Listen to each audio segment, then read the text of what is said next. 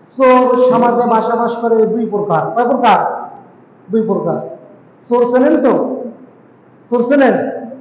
চোর মানে হচ্ছে যে অন্যের জিনিসকে হরণ করে নিজস্ব করে নেয়। এখন কথা হলো চোর হচ্ছে দুই ধরনের। এক নম্বর চোর হচ্ছে মূর্খ চোর। কি চোর? মূর্খ।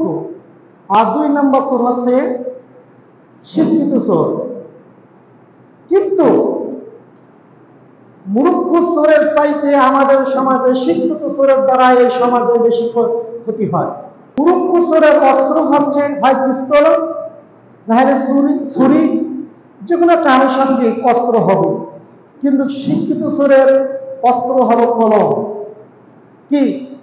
কলম। যে কিনা মানুষদেরকে পিস্তল দিয়ে মানুষদেরকে গুলি মারলে মানুষটা কি হয়ে যেতে পারে? মারাও যেতে পারে। কিন্তু কলমের মাথা দিয়ে, কলমের খোসা দিয়ে মানুষদেরকেও মারা যেতে পারে।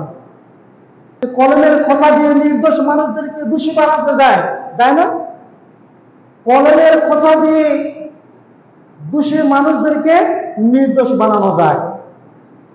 আবার কলমের খোসা দিয়ে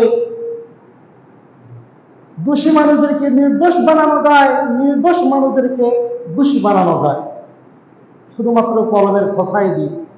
সে কারণে কলমের দাম আপনার আমার কাছে কম হলেও আল্লাহ তাআলার কাছে কম নয়। ভাইরা আমার,